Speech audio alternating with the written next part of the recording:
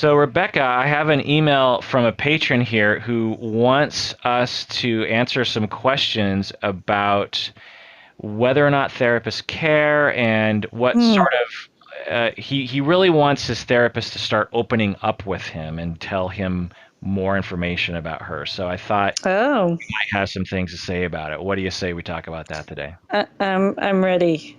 This is the Psychology in Seattle podcast. I'm your host, Dr. Kirk Honda. I'm a therapist and a professor. Who are you, Rebecca? I'm Rebecca Bloom. I'm a author, a podcaster, a therapist, a parent, a fiber artist. A I'm an Instagrammer. Seattleite, I'm a Seattleite. an ex-Antiochian. I like sushi. Okay. Yeah. But not long walks on the beach because Seattle beaches are Oh, cold and windy. well, I always say if you want to go to the beach here, you need to picture that scene from the first Harry Potter movie where the big guy is delivering the letter and they're like in that cave at the beach and it's like, huge storms and big, huge waves. Yeah. Yeah, Yeah, that's the that's what beach. it's like. That's what the Except beach you is like here. except you have to add like the smell of dying seaweed. I Yeah. love that smell. I do too, actually. When I live downtown and when I go to Antioch, which is downtown, every I don't know, every third time I'm down there, there's a good breeze coming in off of the Mm. sound, and you get that rotten fish, Hmm. just dying seaweed smell, and just a hint of it just brings a smile to my face. So, anonymous patron wrote in. He says, "Hello, I am in therapy for the first time and feeling many intense emotions. Hmm. Are therapists ever vulnerable to their clients? She seems so guarded as if she does not trust me. I really like her and I feel we have a good therapeutic relationship though. I have been seeing my therapist for over a year now and it has got to the point where I am basically obsessing over her. I really feel like I want more from my therapist now and for her to be herself and comfortable around me and to share more about herself." Rebecca, what do you think? I would say that's not her job. What is her job? Her job is to be a blank slate so that you can project all your kookiness all over her. Like that you want to, like, what do you think's going to happen if you know her better? Because actually, the therapy's not going to get better. The fact that you know nothing allows you to say all kinds of things. It's actually what brings a certain type of balance to the therapeutic relationship is that it's all about you. It's okay that it's all about you. Right. Enjoy it. Why do you think he wants more of her? Why do you think he wants her to be more open about her life and her feelings and stuff? Well, for some people, they think they would be more open if their therapist was more open. Like, it's not like a competition, but it's just like, I just talk about myself all the time, and I'd feel so much more comfortable if I knew something about you. But really, that's not the case. It's, he has some blocks for a reason, and it's easy to project those onto the therapist instead of taking responsibility and saying, I'm stuck for whatever reason, and I'm also obsessed with you. I'm sure any therapist would love to hear that. Yeah. Yeah. So the one question he's asking is, are therapists ever vulnerable to their clients? And the answer I have to say is yes. Certainly, you have therapists that it depends on what we mean by vulnerable. But yeah, there's a spectrum of vulnerability that therapists will generally have with their clients, and different therapists probably have different levels of vulnerability with different clients.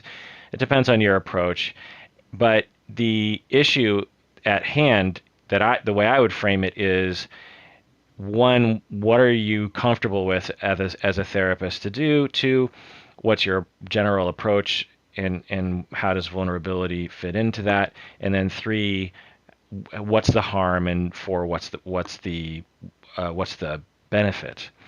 So for me, and occasionally this happens, if a client were to ask me to be quote unquote more vulnerable, I would have a long conversation about that. And if I determined that a little bit of vulnerability might go a long way, I might talk about if they wanted to know my own personal opinion on a political topic or something, if I felt like it was going to help him, there's a chance that I might reveal that. But it would always, in the back of my head, I'd be like, make sure this isn't going to ruin the relationship, and make sure that this is actually going to help, and there's an option there of just being like, you know what, I don't think ultimately that's what you really want. I think you have an urge for that, but I don't think that that's going to help you. So it really depends. Now, but I would never just be like vulnerable in the way that I think this guy wants her to be vulnerable, which is, let's just be friends, Right. let's have me sit down and I ask you about your life and you ask me about my life, and we both cry together sometimes, and we both, we're equals, and it's a friendship. And so that I would never do with a client, not because I don't want to open up, because actually there's part of me that would love to turn all my clients into my friends, to have like, 10 friends a week that I could just open up to and say whatever I want to with, for sure. That'd be great. But they would, one, not benefit from that, and two, be harmed by that, and three, no one would want to see me after that. They'd be like, Right. my therapist talks about himself too much, which is a very common complaint that I will hear from clients. They'll say like, I have what's one complaint about my therapist? He talks too much. It's like something that clients typically don't like. In the end. Another question this patron is asking is, can I ask my therapist to be vulnerable and to put her guard down with me?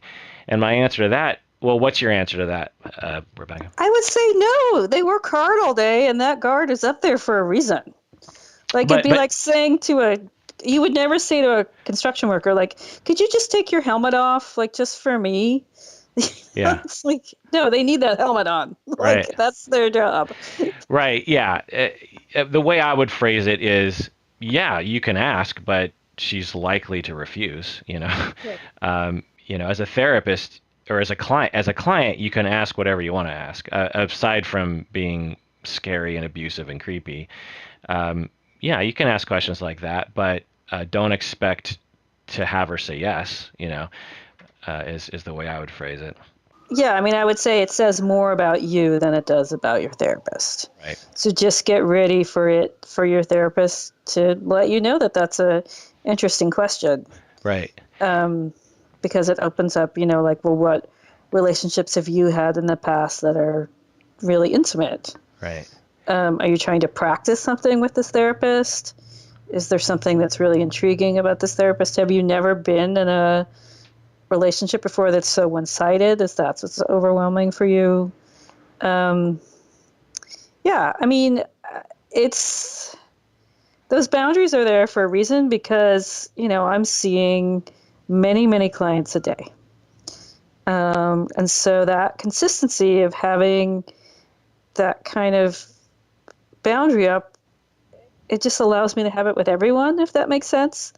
Like if I had to think like, oh, this is the client I let my boundaries down with, like there's a good chance I would forget and do it in the next session. But there's kind of like a way of being that I have to be all day to do this work, if that makes sense. And being pretty distant is part of that. And whenever I start talking about myself, I have to remember to shut up, let it go back to the client because that's why they're here. Right. Yeah. Yeah, I think that he's experiencing a common phenomenon of clients. I went back and forth with him for a bit, and he told me that he was emotionally neglected his entire life. Right. He's about 30, and he's never had really a close, intimate, caring relationship with someone.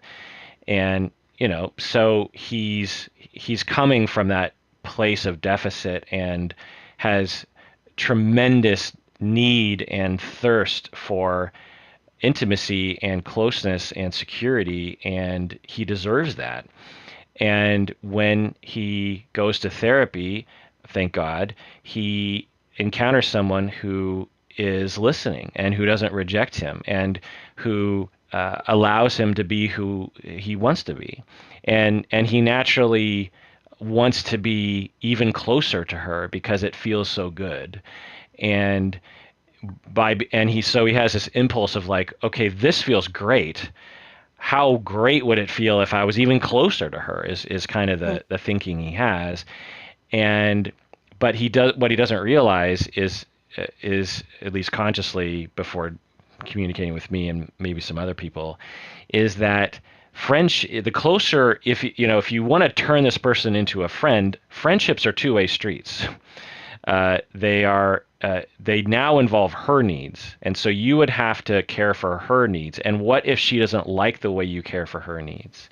Mm-hmm. And then she's like, I don't like this person, I don't want to hang out with this person anymore.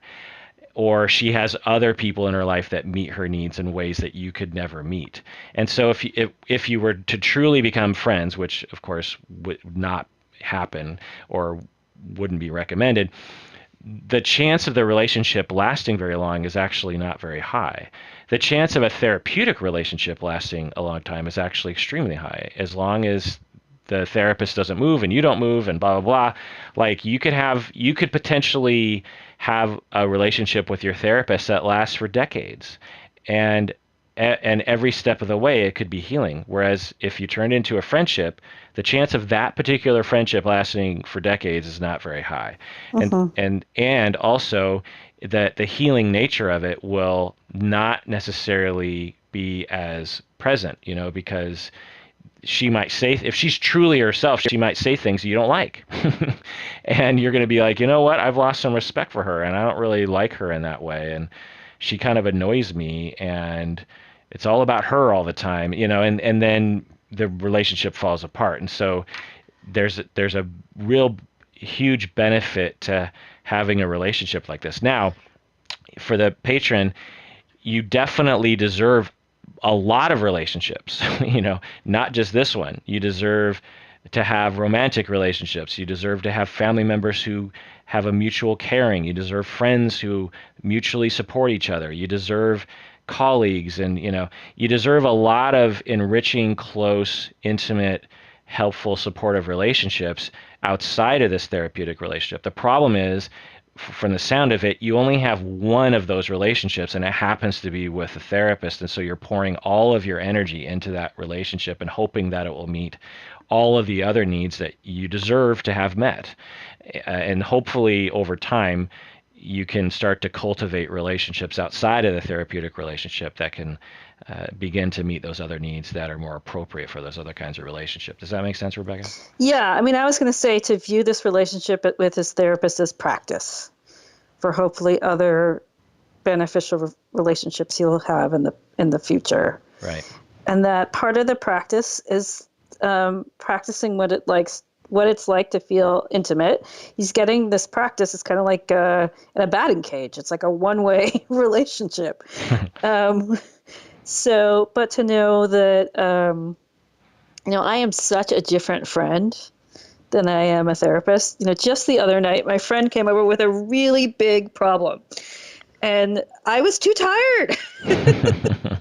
I was like, I don't know, let's just pull a tarot card. I'm so sorry, but I got nothing for you. Let's pull a tarot card. That was actually my answer. Did you do it? Did you pull a Yeah, tarot card? What did it yeah. say? Fuck off. I don't want to hear anymore. No, what happened? They liked the tarot card. They got something out of their tarot card. Do your friends ever say, but you're a therapist, you're supposed to be a good listener? I think by now, anyone who's friends with me knows that. I mean, and some of my friends I have endless energy for. I also get those, I get stuff. Oh my God, I get texts like my son, I just looked over at my son's phone and he's texting with his friend about cutting. What should I do? I get that stuff, but I think everybody gets that stuff. But I guess as a therapist, I feel a little bit more like, oh, I should jump in and help and do whatever I can. But yeah, it's a friendship and therapy. It's just really different. And I often say that to my clients. You could have this conversation with any of your friends. What do you want to bring to therapy today? It should be different. It's a very different type of relationship. Oh, interesting. So when a client sits down and just kind of talks about their day in a way that they would talk to a friend, you will confront them on that and say, what are you avoiding? Or how about you use the time more, more helpfully and more in line with therapy? Is that what you're saying? If there's something really big going on, I'll say, what's most important for us to talk about today? Yeah. Because I understand it's important. Like sometimes you just chit chat, but they can probably chit chat with a lot of people. Yeah, the few clients I can think of off the top of my head who would do that sort of thing were all of them were really wanting me to confront them on that every time. I had a client who it was a routine that we just went through. She would sit down, and I loved her. I she was a long-term client and very fond of her, but she would sit down and she would sit down, and for the first 15, 30 minutes she would talk to me in a way that was the way she would talk to a friend or a coworker or something, just sort of catching up. This is what happened this week, and this is what I did, and then I would always ask, as a routine, so how are you feeling this week? How are you feeling today? It was just a simple question, how are you feeling today?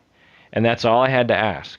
And she would instantly start to cry and would instantly tell me, it would instantly go deeper. And and it would just became a routine, and I realized over time that she needed a bit of time to get comfortable, I guess. And it's because if I just started at the gates of like, how are you feeling, she would sort of force the conversation back to the surface stuff for a while. And I determined that's our gig, that's our thing, and that's great, and there's nothing wrong with that. But she would, I know, and she would tell me explicitly that she really appreciated that I would take the risk and ask her, instead of, because I would have got paid the same Right. if I just stuck to her talking about her week. And honestly, it would have been a lot easier for me, and I could have talked about my week too, and she probably would have been fine with that. And so, but as you're saying, we have a professional responsibility, even perhaps a moral responsibility to confront clients when they do that stuff, and get them to use the time for what they actually really want to use the time for. So I have so I go back and forth with the patron about this, and I'm telling him basically in a shorter form what we're saying now. And I'm saying, look, I get that you want to be close. I might have even said something like, this is actually similar to the way that some clients will fall in love with their Yeah. therapists. And because what he's talking about is very akin to that. He's not saying love or lust, but he's saying he's obsessed with her, Right. which, Fascinated. yeah, which sounds, adjacent to romantic attraction or something. And the hypothesis that always seems to be borne out over time is that the client, because of emotional neglect in their life, when they finally come to us and we don't reject them, and we listen really well, and we're interested, and we exude caring and empathy, that for the first time in their life they are they're sitting across, just a couple feet away, eye contact galore, with another human being once a week who cares, and all of these needs come pouring out, and all of these feelings of gratification, like, oh my God, this person makes me feel so good. This person is soothing a part of me that has been aching my entire life. I want to be with this person forever. I want to be with this person 24/7. And of course, the client has that reaction because it's logical, but it's not wise, is the thing. But it's logical, but it's not wise. And it's up to the therapist to help clients understand that, and to ride that balance between, definitely establishing the boundary, while at the same time valuing the client's feelings, which is a, a difficult place to be, depending on how intense the feelings are from the client. And I've been there many times. I've had many clients who have expressed that, and when it happens, I'm totally comfortable with it. It doesn't freak me out. It's like a client will, I guess at the extreme end, the client will say, you know what, I think I'm in love with you. Hmm. Or they'll just give me the impression that they have, I don't know, just they're thinking about me a lot. Let's just put it that way. And that's normal. When I go to my therapist, same thing. Like there are times when I've gone through that as well. And there's nothing strange about it. It's just an indication of a need that's not being met and hasn't been met. And that's okay. So we go back and forth, and he's like, you know what, I get it. This patron's like, I think I understand. And he said, you know what, I've also been asking other therapists about this as well. I haven't just been asking you, Kirk. So he sent me a correspondence between him and this other therapist that he found. I don't know how, I'm not going to say the name of the therapist. He gave me the name, but, and it looks like a legitimate therapist, but, and I'm just going to quote what this other therapist said. So strap yourself in, buckle up for this one, Okay, Rebecca. there's going to be a sound effect of this. Okay, so he says, once in a while, I like telling the truth about therapists. For the most part, they're con artists, nothing more. Oh, this is the therapist says this. Yeah, this is the therapist telling the patron, his advice. For the most part, they're con artists, nothing more. A passive-aggressive set of people that won't allow you to peek behind the curtain. I would venture to say that 98% of all therapists are simply there so you can buy them a boat. Oh, wow. They simply want to build up enough patience to have a secretary, have the right furniture, and be able to take off whenever they want. Most therapists don't really care about helping you. They care about solidifying their station in life, sorry. They're corporate robots for the most part. And this is the exact reason most of them do not like me, because I actually help my clients. I don't need to spend years and years helping a client. Only about 3% of individuals in therapy actually need therapy. A lot of analysts have simply become the lost parent that the child needs to talk to once in a while. The lost parent that isn't threatening and you don't know any of their foibles. So, Rebecca, what do you think about this? Where's my boat? Yeah, that was the first thing I thought too. Was just like, I don't know. I don't think I know a single therapist who owns a boat. Like, I do know one. Oh, you do? Yeah. Is it a good boat? It's a good boat. Oh, really? Yeah, but it's not very common for therapists. I mean, my first thought was this therapist is in New York or something, where people can charge outrageous amounts of money. And this is not how I experience most therapists. And I feel like most of my clients really need to be in therapy. Right. Way over 3%. Right. So I can see why this person wrote your client right back, because it really feeds his ego to let out this secret. Right. I love the quote, once in a while. Like, I don't think it's once in a while. I think probably lots of people hear this from you. Right. Yeah, I've heard this. So reading between the lines, this therapist is he probably calls himself a brief therapist or a solution-focused therapist or a postmodern therapist or something. There's a certain group of therapists who are dogmatic about brief therapy. And I'll say as a caveat, I am a firm believer and user of these theories, but the culture of some of these individuals is so annoying to me that I don't like to associate myself with them. And this guy is talking exactly the way that I've heard this exact same speech from so many, and it's usually men, by the way. Oh yeah, I was gonna say this whole thing is so male. Yeah, my client, I help my clients. I'm like, Yeah. Of course you do, because you're a man and the clients are compliant, whereas most female therapists have to deal with all kinds of things that you could never imagine. But go on. Right, and it's this. I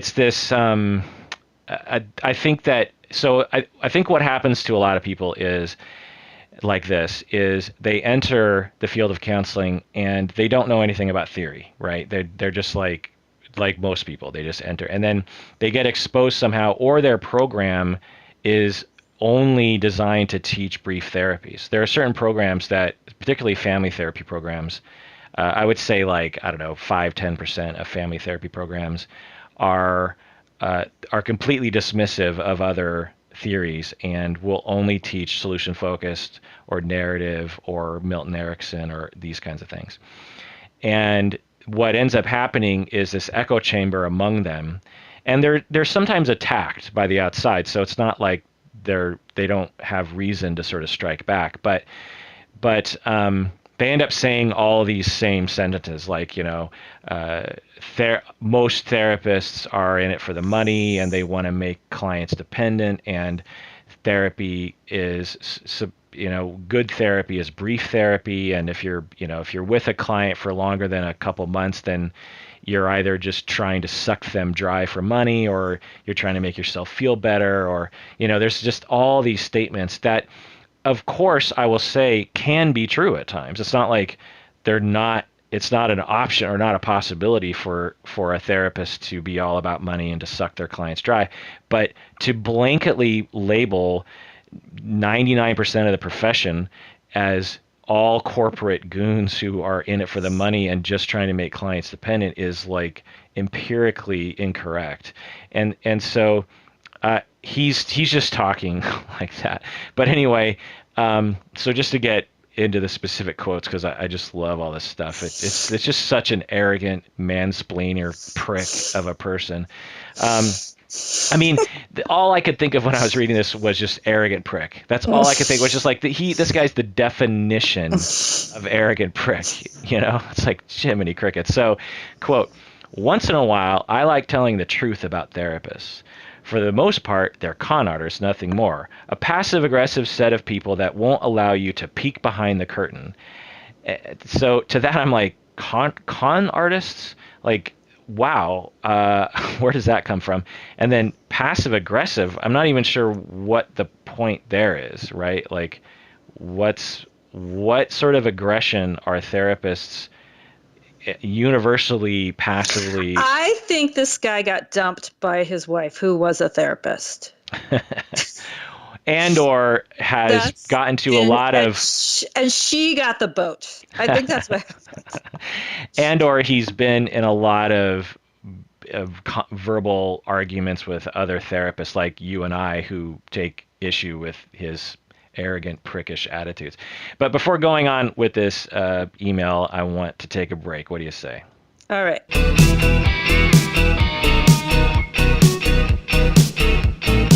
All right, back from the break. If you haven't already become a patron of the podcast, do so now. Go to patreon.com.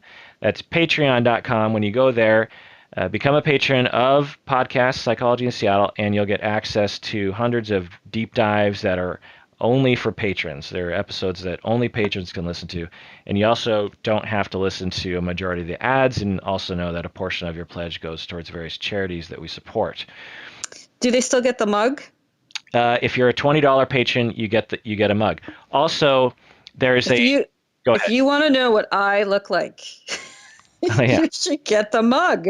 Well, because I'm on the mug. You are actually on the mug, and you can just go to our website and see a picture of you. Oh, Psychology in Seattle. Also, there's a live event that we're having in Seattle. Did you know about this? No, you don't tell me anything. Well, we just scheduled it. So people have been asking for a live event for a long time. We've been doing the podcast for 9 years, and so that's amazing. Your level of commitment. Yeah. And over the years, I've always been like, I don't know, like who would want to come, and what if I plan the event and no one comes, or one person comes, or what? How am I supposed to entertain a group? Say 100 people come. What am I supposed to do? I don't know. Do we just do a podcast in front of them? That sounds really... I think that's what you do. But lately I've been going to other podcast live events, like other podcasts that I like. and I've been learning, and From the masters. yeah, and I've been like, oh, okay, I could see doing something like that. And then I was just every once in a while, I just sort of daydream about the podcast, and I'm like, huh, I wonder, because I sent out a survey to all the patrons, and one of the major takeaways was a lot of patrons wanted a live event. I'm just like, okay, how do I make this happen? And How do I please my fans? It's I mean, so overwhelming. I definitely want to do it, but I just don't know what I'm doing is the thing. And so, and then I was like, okay, well, where would I have it? And the venue that always would pop into my head was the Rendezvous. Do you know the Rendezvous? Oh, yes. That'd be a rowdy event. Well, because they have like 3 different rooms you can rent. So I didn't know that. yeah, in the back. And as a band, It shows you how little I know that the Rendezvous is a back room. yeah, as a band person, I have rented their band room before to, essentially, like, I think for $100 you rent this back room in this bar, and it looks like an old porn theater is what we called it. It's got like red curtains and everything. And then you charge $5 to cover, and then, if you make $300 revenue, then you take $200. It's just kind of so you pay and they give you a sound guy and everything. And it's kind of cool that way because you don't have to deal with bookers and in other venues and stuff. But anyway, so I sort of knew about those venues, and I was thinking, well, what about that? And then I thought, well, it's at a bar, and the Rendezvous is kind of sleazy in some ways, and I thought, that seems kind of funny, and then it just popped into my head. I was like, why not have it at Antioch? Yeah. Because I'm a professor there, and you get free space. Yeah, and I know administration, and I've worked a lot with the marketers and everything. And so I reached out to the marketing director, and I was like, what do you think about having a live event at Antioch? And she was totally up for it. And so they're going to turn it into like a recruitment thing for Antioch for prospective students, but it'll be a live event that I won't have to pay rent for. We love that. Yeah. And, there's a lobby, and then they're going to have like Antioch employees are going to work the door and stuff because they're also going to invite prospective students who don't even know about the podcast, like come check out what one of the professors is doing, kind of a thing. And so it's this, perfect scenario. And then I'm also thinking, like, if this works out, why not do it more times? This is probably more information than anyone ever wants to know, but I'm fascinated. And I'm going to come. We're in the new building. Yeah. So part of this is me telling that you got to go. You have to be there. Yeah. Because I just, at least I'll know one person will be there is the thing. So when is it? So it's January 27, and it's going to be either at 1 or 3. I'm not sure when, but I got to put this on my schedule right now. Yeah. Done. Okay. January 27. 27. It's a weekend. Very good. Yeah. So don't go to my NIA class. Okay. What time? Afternoon sometime. I'm not sure. Okay. I'm fiddling around at the time, but more details to come. Essentially, it'll only be for an hour or two or something, and then I was thinking dinner in Belltown, and then maybe karaoke somewhere. Ooh, this is like a night on the town. Yeah. Get a babysitter. More fun than I've had in a long time. Yeah. But you and karaoke, we've never done karaoke together. Wow. And my Tom Petty karaoke has gone to a new level, and so I'm really ready. What's your Tom Petty jam? My Tom Petty jam Refugee? is American Girl? Free Fallin'. Awesome. Because for some reason, I don't know why this is, but I've got really good breath control, and I can do the free falling for like a really long time. Like it's kind of my free.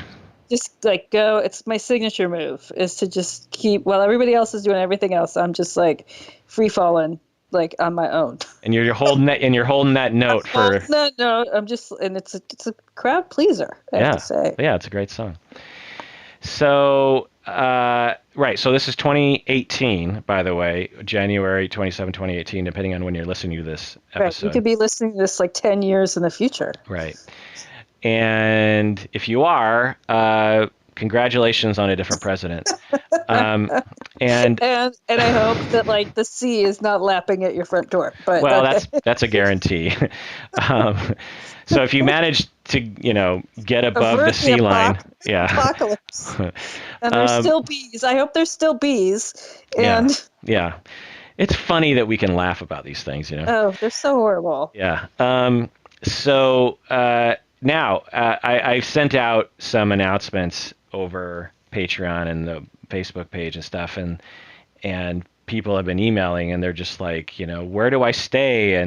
And I don't know. Well, that's the answer to that question. But I do know that there's a pretty popular hostel downtown Seattle, which isn't too far. It's probably just, I don't know, 5 or 6 blocks away, called You the could probably get a deal with one of the hotels that are right there. maybe called the Green Tortoise. Do you know the Green Tortoise Hostel? I have ridden on that. Yeah, That's like for if people are in a serious budget.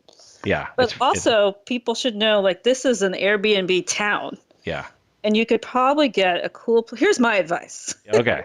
Lay it on me. If I was booking your trip, if this was my Pinterest page, get a cool Airbnb on Capitol Hill or in Belltown, and like really, if you're coming to Seattle for the first time, this is a fun town. Maybe not in January so much. Bring your muckalucks and your heaviest parka. But, you're going to eat some good food and meet some nice people and drink some great coffee. And we should come up with a restaurant list where people should eat while you're here. Yeah, Capitol Hill, Belltown, Airbnb, or I don't know, Queen Anne, Ballard. You can get Airbnb. I'm guessing Ballard has cheaper Airbnbs. Mhm. Or just get an Airbnb up in North Seattle or south, further from downtown, and take Ubers all over town. It's a great place to visit. Yeah, I scheduled it for January 27 because it is after the finals of the NFL Oh, and the weekend before the Super Bowl. so you think people will be free? Right, it's actually the weekend of the Pro Bowl, which no one watches. No, yeah. So it's free for that, for selfish reasons as well. But yeah, I'm planning on basically having a presentation with a number of different elements, because when I go to other live events, that's always kind of the thing. You have different segments, right? So maybe I'll do a monologue. All right. I'll work up like a monologue for a bit. Maybe we'll play some tougher bluffs. Maybe there'll be maybe we'll show some pictures. And I was thinking about having like team tougher bluff in the audience, like East versus West or something, Mhm. to do the Pro Bowl kind of deal. And then Q&A and pictures afterwards. I'm thinking about actually hiring a photographer, and I'm also thinking about like having some major announcement that you can only get if you're at the live event. Oh, And I'm also planning on not recording it, actually. really? Yeah, You have to be there. because I don't want to have to worry about that, because it's such a pain in the ass to record an event like that. And it's also really a pain in the ass to edit it, because Mhm. live events have long strings of time of dead air, as you're, especially if you're doing crowd work, And so if you want to come now, if you're like, oh my God, I want to come, but that weekend, it's my brother's wedding. What do I do? We're going to do if this goes well enough, we're going to do other live events that I have in my head. If this goes well, it would be logical to at least do it once a year, if not a couple times a year. And if it goes well for Antioch, then they'll gladly go along with it. And as long as people come every time, and especially if I do this a number of times, it'll be a lot less effort on my part, Mhm. so the payoff will be great. Because for me, what I'm really looking forward to, selfishly, because it's all about me anyway, is meeting people. Mhm. I occasionally will meet listeners, but it's very rare. It's unless they're a student at Antioch, or they're like my mom. It's pretty rare that I'll actually get to meet the listeners. And to me, the podcast at its core is basically a conversation between me and the listeners. You know, they email me. We're responding to an email with a listener right now. That's where all the meaning for me comes from. You know, I wake up in the morning and the first thing I do is I read and respond to emails from listeners. It's just like, and you just know that since that's what I do, I like to do it, you know, because I could totally avoid it and just be like, well, you know, I'm not going to respond to that email or whatever. Yeah, And the amount of listeners, the amount of time that Kirk puts into this podcast is astounding. It's a labor of love for him, and he's been doing it a really, really long time. And this live podcast is a celebration of his life's work, which is this podcast. wow. So I think you should show up. Yeah, wow, I hadn't thought about that. Berto will obviously be there to round out the situation. You'll be there, Rebecca, which is awesome. I'm guessing my parents will be there because they come to everything that I do. Um, And in classic form, my parents will not be there because I don't have those kinds of parents. yeah, my parent, they came to my dissertation defense. They came to like a lecture I gave at Antioch once. God bless them. Yeah, I don't really invite. I'm not like telling them they should come, but they're just like, well, of course we're gonna go. You know, they came. My dad went to every football game I ever played, and he would even go to practices and stuff. Like my parents are just very dedicated. They're attentive, and you can see that in Kirk's personality now. Yeah, good, solid parenting. Where I'm arrogant and full of myself because my parents. You can see in my sassy, bitter nature that I come from a divorced household. Yeah, so my Bertle, you parents, I'm guessing other faculty at Antioch will be there. I've yet to tell them about that. But they're going to show up. Hopefully. And so, yeah. So I don't know. As I talk about it, it sounds like a very intimidating, scary event, and my armpits are starting to sweat a little bit about it. But well, let me tell you one skill I would volunteer at the event, which is I'm really good at that part in Pictionary, like where you have to do the blindfolded drawing or draw with your eyes closed. yeah. So if that's a skill you need, a party trick you need during the event, like maybe, just to kind of as people are settling in, you can give me like a drawing task and I'll do it with my eyes closed. I'd be willing to volunteer to get the crowd warmed up with that one. So. That sounds like I'm going to put that on the agenda. It's number one. Actually, we're just going to do that for like 2 hours. It's just going to be me saying random things to Rebecca while she can't see and she's just drawing pictures. That's the whole event. I think it's like theater of the absurd. I think it's going to be a big hit. Yeah.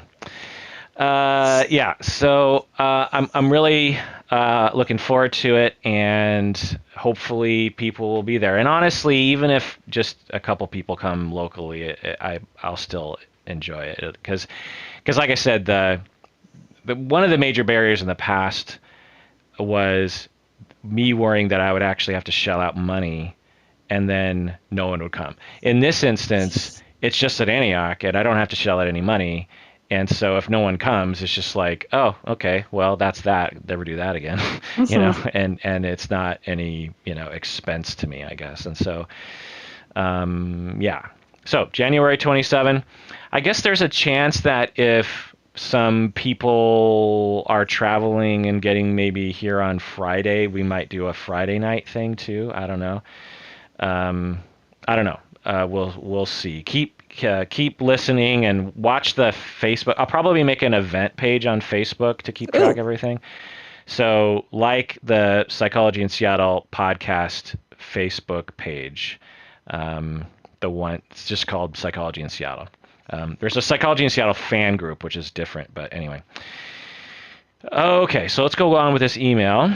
So this is another quote from this fella who emailed the patron, this brief therapist.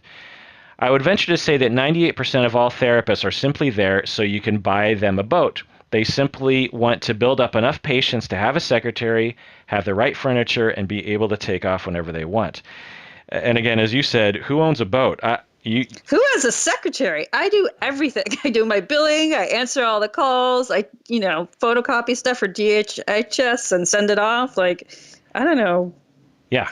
Yeah. Yeah. Do you know a single therapist who has a secretary? No. And in fact, on TV shows where therapists have secretaries, I can't watch them anymore. Right, because it's like ridiculous. It no one. Why would you have a secretary when they would just be filing their nails all day because there's nothing to do? There's so little to do. Now, the times when there have been a quote unquote secretary or receptionist or office worker is when there's an office of 10 or more therapists, and there's a lobby and there's clients coming in and out all the time. But even in situations, I have friends and colleagues who have group practices where there's like 20 therapists working in a particular office and they all share the same lobby and they don't have a receptionist.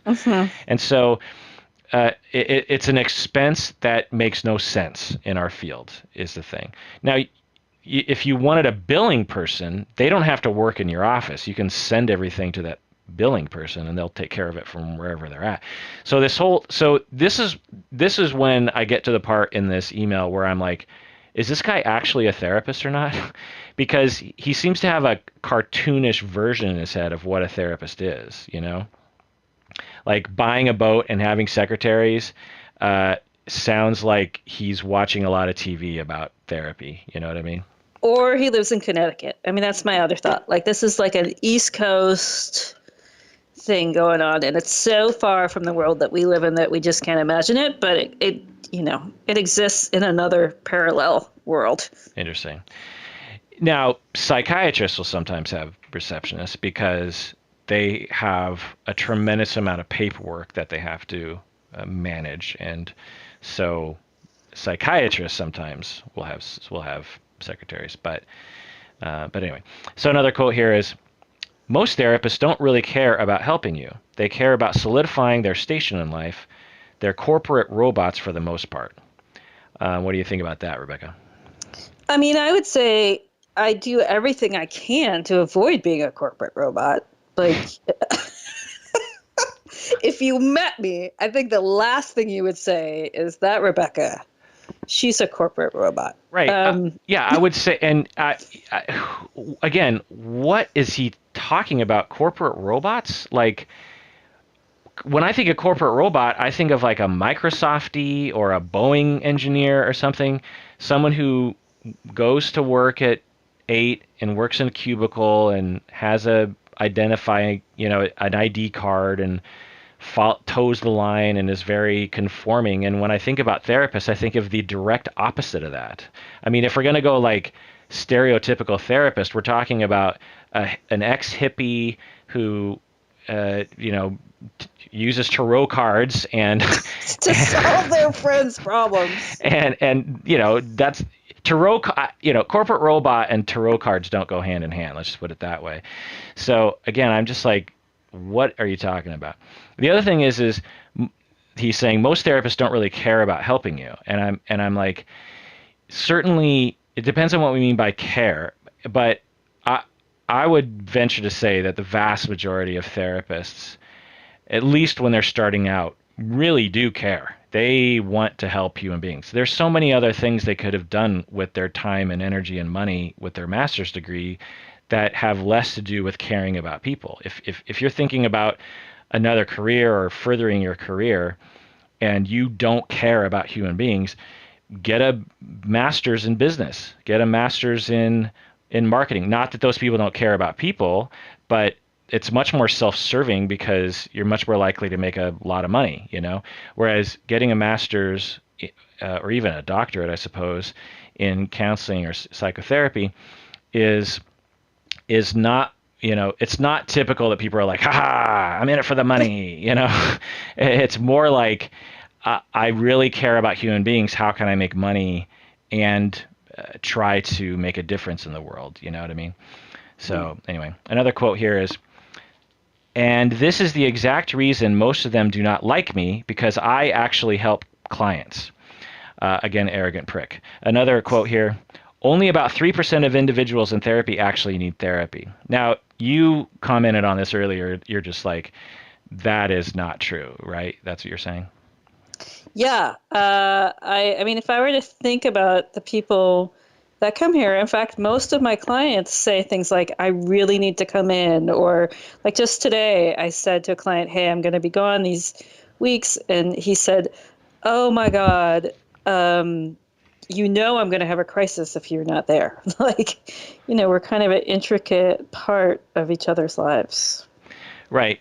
And the thing, people say this sometimes, and where they're like, the worried well, or no one really needs therapy. And the thing I say to that is that's an extremely complicated thing to talk about, because what do we mean by need therapy? It depends on the eye of the beholder. I'm sure that this arrogant prick, if he were to talk with all my clients, he would probably determine that most of them don't, quote unquote, need therapy according to his criteria. But they are, in my assessment, these my clients are benefiting from therapy. But do they need it? Do you know what I mean? Or would they die without it? No, they're not going to die without it. Would they die if they didn't? If I went on vacation for a couple of months? No. So now I get the impression you have clients that are perhaps more in need of therapy. But the point is that it depends on what we mean by need. The other thing is there's a lot of different populations in therapy. I mean, you have people who are schizophrenic, you have people who are suicidal, you have people who are severely autistic, you have people who are Have so severe PTSD, like yeah, aren't functioning because of their PTSD symptoms. right, Like, who can't step out of the house because of PTSD or agoraphobia or something, and they need therapy. There's no doubt about that. You have a different set of people where, say, there's a lot of family conflict. Maybe there's conflict between the spouses. That's a different, shall we say, category of clients. Do those people need therapy?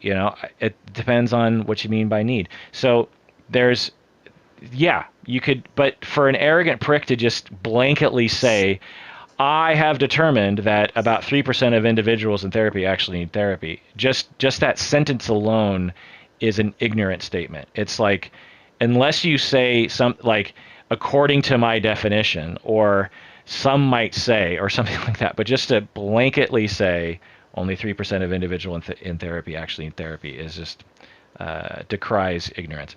Another quote here: a lot of analysts. So that's another quote. That's another indication he's probably in Connecticut, right? Because it's like, right, who's an analyst anymore? right, like I don't know. I don't know a single analyst in Seattle. There are some, but they're very rare. Anyway, a lot of analysts have simply become the lost parent that the child needs to talk to once in a while, the lost parent that isn't threatening you and you don't know any of their foibles. What do you say to that, Rebecca? Um, that's and sometimes yes. Like I Right. am the client's I am parenting that person Right. in many ways. And that's not bad. Right. That's exactly what I think. I'm so glad you agree. Is that it's like, yeah, exactly. That's the healing nature of therapy, is that the deficits, particularly when you're mistreated and neglected as a child, that your parents put you through, one of the best ways to heal from that is through therapy, and through absorbing a sort of parental version of therapy in which the therapist is listening. It's more of a one-way relationship. You care. Maybe even provide a little bit of feedback. You don't judge. It's a parental relationship. Yeah, that's what differentiates therapists. I was just telling a supervisee this yesterday, because she has this client who is not listening to her as she's trying to teach her cognitive behavioral skills. So she's like, I keep trying to tell her, how to use the skills, and she keeps not doing it, and she keeps asking me for help, and I keep giving her skills, and she keeps coming back and she's not doing it. And I'm like, okay, so fine, you want to teach skills, which is great. There's nothing wrong with skills. Skills are great. But that's not what differentiates us from a workbook. What Mm-mm. differentiates us from a workbook is a human relationship with someone who cares, with someone who is trained to provide a healing environment for someone who was damaged by relationships in the past. And so in all likelihood, that's what the client is looking for, and they're not looking for skills. And if it was that easy and it was just skills, then they would go on the internet and say, how do I manage my emotions, or how do Right. I have a good life, or how do I have a good marriage, or how do I not get angry at people? Like if it was that simple, then yeah, by all means teach people cognitive behavioral skills. But it's 99% of the time it's not that easy, and the real work gets into the relationship. And so yeah, I agree that we have become the lost parent, and there's nothing wrong with that. But that is exactly the dogma that I hear a lot of brief therapists say is like, well, those other therapists, all they're interested in is just like recreating they just want to be a parent, as if that's a bad thing, Right. like As if people don't need that. right. It's just like it's disgusting that you would be dependent, and that's another reason why it's a lot of men who talk this way, because men are socialized to abhor dependence Hmm. and to humiliate it as a female attribute or something.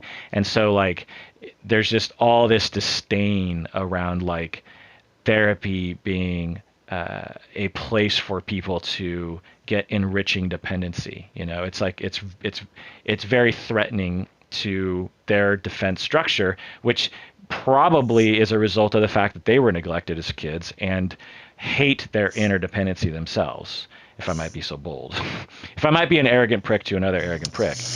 Just prick it out. Just. So I think that does it for that episode of Psychology in Seattle. Thanks for joining us out there. Please take care of yourself. Why should people take care of themselves? It's a good lifelong goal, I think, to take care of yourself. And you Indeed, can do it. You can do it. you You can can. reach that goal.